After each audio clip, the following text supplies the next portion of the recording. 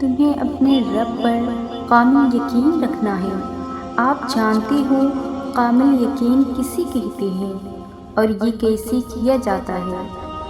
آزمائش کی مثال ایسی ہے جیسے تم ایک پہاڑ کی چوٹی پر کھڑے ہو اور آگے جانے کا راستہ ہی نہیں ہے۔ تم نے آگے قدم بڑھانا ہے یہ جانتے ہوئے کہ میں گر جاؤں گا، مگر بغیر کسی سوال جواب کے تم نے قدم آگے رکھنا ہے، یہ یقین رکھ کر کہ میرا رب مجھے گرنے نہیں دے گا، مجھے تھام لے گا۔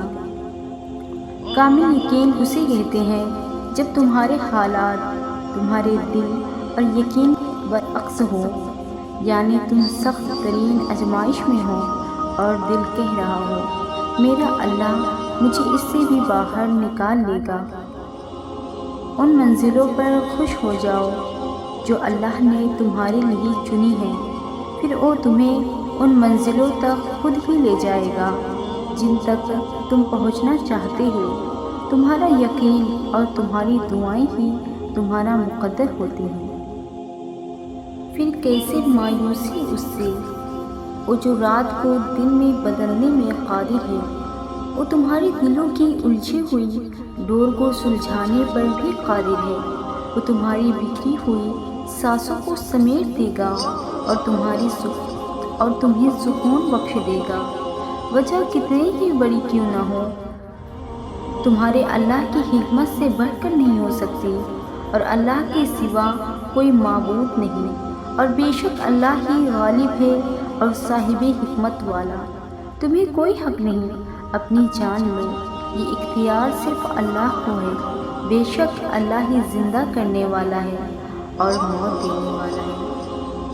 سجدے میں بہائے گئے آنسو بہت قیمتی ہوتے ہیں، جن کی تڑپ اور خاموشی اللہ کے سوا کوئی نہیں سن پاتا۔ قبولیت کا درجہ ہوتے ہیں آنکھوں سے بہنے والے یہ آنسو، اللہ کو منانے کا ذریعہ ہوتے ہیں آنکھوں سے بہنے والے یہ آنسو، اور وہ راضی ہوتا ہے جبھی تو تمہیں منانے کی توفیق دیتا ہے، اور توفیق دے رہا ہے تو جان لو اللہ تم سے تمہاری ہر دعا سے راضی ہے۔ جب دنیا کی ٹھوکر کھا کر خود کو تنہا پاؤ، جب ٹوٹ کر ریزہ ریزہ ہو جاؤ، اپنا وجود کرچیوں میں بکھرا پاؤ، بس اس کی دہلیز پر سر جھکا لینا، عنقریب وہ کل بھی تمہاری ہر دعا سے راضی ہے۔ جب دنیا کی ٹھوکر کھا کر خود کو تنہا پاؤ، جب ٹوٹ کر ریزہ ریزہ ہو جاؤ، اپنا وجود کرچیوں میں بکھرا پاؤ، بس اس کی دہلیز پر سر جھکا لینا، عنقریب وہ کل بھی ہمارے ساتھ تھا اور آج بھی ہمارے ساتھ ہے۔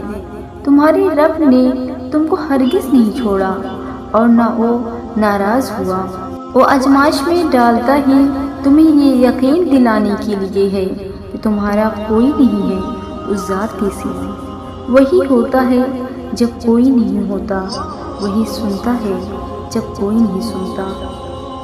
وقت تہجد تڑپ کر مانگی ہوئی دعائیں اللہ کے کن کے لیے تب تک کھڑی رہتی ہیں جب تک عطاؤں کا دروازہ کھل نہیں جاتا، کیونکہ جو خود بلاوا بھیجے وہ انتظار تو کروا سکتا ہے مگر خالی ہاتھ کبھی نہیں لوٹائے گا۔ جو رب ایک ماہ صبر کرنے پر انعام میں ایک کی خوشی سے نوازتا ہے تو وہ تمہارا سالوں کیا گیا صبر رائے گا کیسے جانے دے سکتا ہے۔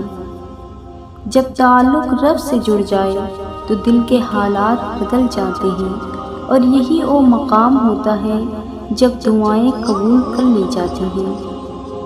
جو کچھ بھی تم اللہ سے رو کر تڑپ کر مانگتے ہو، دیکھنا ایک دن حقیقت میں تمہارے سامنے ہوگا انشاءاللہ۔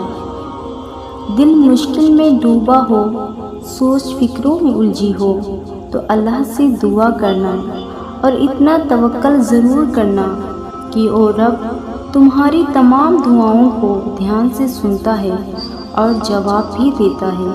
وہ ضائع نہیں جانے دے گا ان دعاؤں کو جو خلوص دل سے مانگی جائیں۔ وقت گزرتا ہے اور گزرتا چلا جاتا ہے۔ آج جو غم یا تکلیف ہے کل اس کی جگہ کوئی خوشی لے لے گی۔ غم کی بوجھ تلے خود کو نڈھال نہ کریں، ثابت قدم رہیں، اللہ آسانیاں پیدا کرے گا انشاءاللہ۔ یقیناً وہ وقت بہت ہی قریب ہے کہ جب تمہارا رب تمہیں خوش کرنے میں کوئی کسر نہیں چھوڑے گا۔ آپ کی چاہت سے آپ کو نواز دیا جائے گا اور جلد ہی تمہاری ساری مشکلیں ختم ہو جائیں گی اور تمہاری دعائیں قبول کر لی جائیں گی اور تمہارا ہر انشاءاللہ الحمدللہ میں تبدیل ہو جائے گا۔ ہم کیسے بھول جاتے ہیں کہ جس اللہ نے ہمیں دعا مانگنا سکھایا اس اللہ نے دعا کے قبول ہونے کا وعدہ بھی تو کیا ہے۔ دعا تو مقدر موڑ دیتی ہے، تم بس یقین رکھو اپنی دعاؤں کی قبولیت کا، اور ایک دن تمہیں یہ خوشخبری دی جائے گی کہ جسے تم اپنی دعاؤں میں مانگا کرتے تھے اسے تمہارے ہمسفر کے طور پر چن لیا گیا ہے۔ ایک دن تمہارے پاس وہ سب ہوگا جسے پانے کی امید میں تم اتنی دعائیں کرتے ہو، راتوں کو اٹھتے ہو، اللہ تمہیں وہ سب کچھ دے گا جس کی تم تمنا کرتے ہو۔ تمہارا انتظار ضائع نہیں جائے گا، اور جسے تم ناممکن سمجھ کر اپنی دعاؤں سے نکال دیتے ہو تمہارا رب اسے ایک پل میں ممکن کرنے کی قدرت رکھتا ہے۔ اس کی کن پر کبھی شک نہ کرنا۔